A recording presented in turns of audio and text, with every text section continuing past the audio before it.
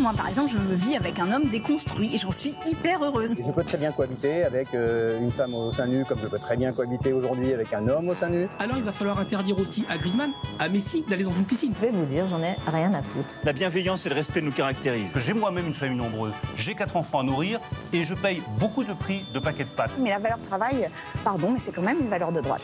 Le couvre-feu médiatique. Je vais vous dire, j'en ai rien à foutre. Et tout de suite, le couvre-feu médiatique avec Roxane Despalingues. Bonjour Roxane. Bonjour Clémence. Comment allez-vous ? Eh ben très bien, merci. Alors quelles sont les nouvelles ? Alors figurez-vous que j'ai été bien embêtée hier parce que pour une fois je n'ai pas trouvé grand-chose de bien rigolo pour ma chronique cours de récré.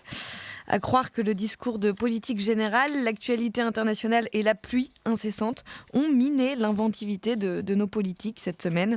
Ou alors que c'est moi qui ai mal cherché, ça c'est autre chose. Mais pas de panique, le web est plein de ressources et si ça ne vient pas de la classe politique, qu'à cela ne tienne, ça viendra d'ailleurs. Alors l'automobiliste complotiste, c'est ça qui va devant la justice. Exactement Clémence, son interpellation avait fait le tour des réseaux sociaux. Vous vous souvenez peut-être de cette vidéo qui était devenue virale. C'était un 1er avril, un conducteur avait refusé d'obéir à la police et de se soumettre au test d'alcoolémie. Regardez. Non, je ne consens pas. Vous ne voulez pas ? On ne contracte pas. Je ne contracte pas. Je ne contracte pas avec une société privée. Je n'appartiens plus à l'entreprise République Française Présidence. Bah oui, c'est une société depuis 1947.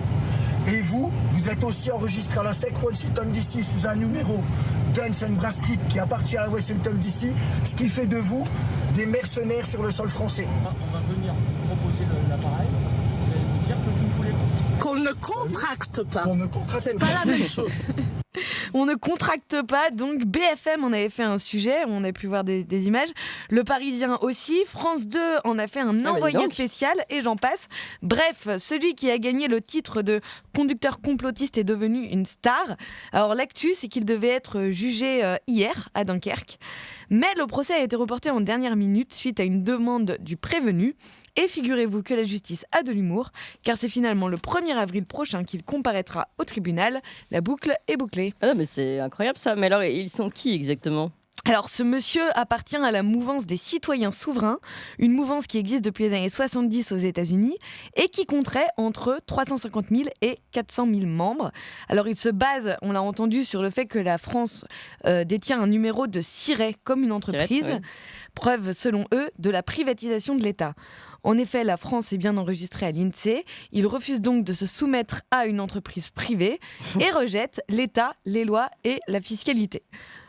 Voilà, ils possèdent leur propre papier d'identité et vont parfois jusqu'à refuser l'utilisation de leur propre nom de famille. Notre automobiliste, par exemple, se présente comme de la famille L majuscule, par oui dire en minuscule. Bon, alors c'est assez énigmatique. Là, ça commence à être un peu codé. Bon, alors, sinon, vous vouliez nous parler de l'arnaque à El Morgen. Voilà, Clémence. Je sais pas si je prononce bien, on va demander à Corentin de revenir. Ouais, il faudrait lui demander, en effet. Je vais essayer de le prononcer aussi bien que lui. 2 salles, 2 ambiances. En tout cas, il y a un monde dans lequel on se bat contre des entreprises déguisées en État et il y a un monde où l'on se bat dans les rayons supermarchés pour le dernier pot de El Morgen. Vous vous souvenez, cette pâte à tartiner algérienne qui fait fureur ? Donc les Tintins en avaient parlé dans leur chronique. On a vu des files de consommateurs qui patientaient pendant des heures pour avoir leur pot. Et d'un coup, c'est le drame, la pâte à tartiner est interdite en France car elle ne respecte pas les standards de qualité des produits contenant du lait. Alors l'histoire aurait pu s'arrêter là, mais non. Certains malins y ont vu une occasion en or de se faire un peu d'argent. Les arnaques se multiplient avec de faux sites de vente en ligne. Une TikTokeuse s'est faite avoir, regardez. C'est sur l'un de ces sites, saveurorientale.fr, que cette TikTokeuse s'est rendue en commandant 3 pots de pâte à tartiner, sauf que quelques jours plus tard, mauvaise surprise, elle se fait prélever 59 € pour une commande initiale d'une vingtaine d'euros. Et j'ai commandé la semaine dernière sur un site que j'avais vu, genre une publicité TikTok, c'était trop bien fait, trop beau, tout ça. Franchement, j'y croyais grave, je voyais que tout était en rupture de stock, tout le monde kiffait la pâte à tartiner, je sais pas, je voulais tester. Dans les commentaires de la TikTokeuse, d'autres personnes expliquent avoir également passé commande et s'être aussi fait arnaquer. Ils m'ont piraté, j'ai eu un débit de 659 €. J'ai commandé 2 pots pour 3,90 € et quelques minutes après, ça m'a prélevé 49,75 € 2 fois. Et oui, la gourmandise est un vilain défaut. Attention donc à ne pas se faire arnaquer par désir de goûter cette pâte. Alors la marque a publié un communiqué pour mettre en garde les consommateurs. Elle ne dispose d'aucune boutique de vente en ligne et n'a donné aucune autorisation à des revendeurs. Méfiance donc. Oui, dis donc, ça a l'air sacrément sérieux cette histoire. Alors en parallèle, la guerre entre Leclerc et Lidl. Exactement, alors aucun des deux ne vend la pâte Helmergen, mais il y a un conflit dont personne ne parle, c'est celui que se livrent les grands distributeurs. Et parmi ces combats, il y a celui qui oppose Lidl et Leclerc. Depuis maintenant plusieurs années, le géant du hard discount allemand affronte le leader de la distribution française par publicité interposée.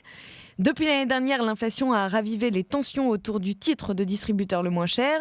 En janvier, Lidl attaquait frontalement Leclerc dans une publicité donc, et sur les réseaux sociaux.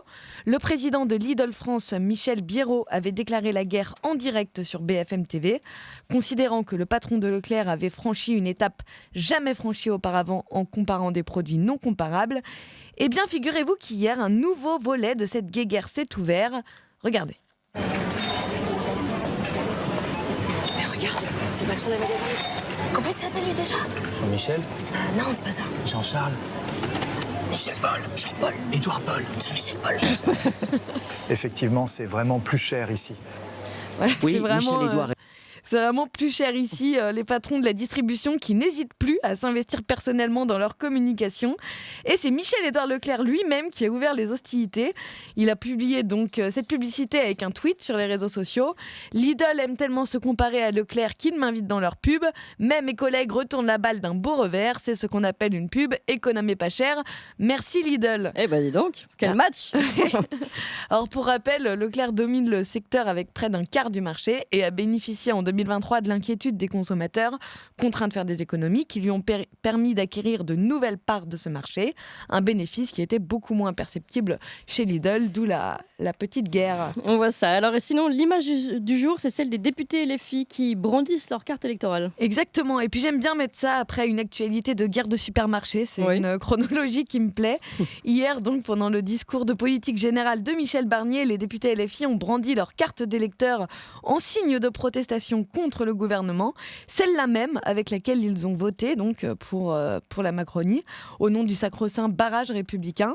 Après ça, on devrait se faire discret, mais visiblement, ils n'ont peur de rien. Regardez. Les policiers, les gendarmes, les pompiers, les militaires qui assurent notre sécurité dans des conditions on voit tous ces députés qui lèvent leur carte électorale, une scène d'un grotesque rare qui nous ferait regretter l'époque des duels à l'Assemblée. Et pour l'anecdote, le dernier duel de France, justement, remonte au 21 avril 1967. Il avait lieu à Neuilly-sur-Seine et il opposait deux parlementaires, figurez-vous. Gaston Defferre, député SFIO et président de son groupe à l'Assemblée nationale, et le gaulliste René Ribière, un élu du Val d'Oise. La veille, Gaston Defferre avait traité Ribière d'abruti à l'Assemblée, agacé de ne pouvoir s'exprimer sans être interrompu, et lui avait refusé les excuses demandées. Comme quoi, les querelles politiques, ça ne date pas d'hier, mais ça a changé de style. Merci beaucoup, en effet, pour ce rappel historique. Merci beaucoup, Roxane Despalingues.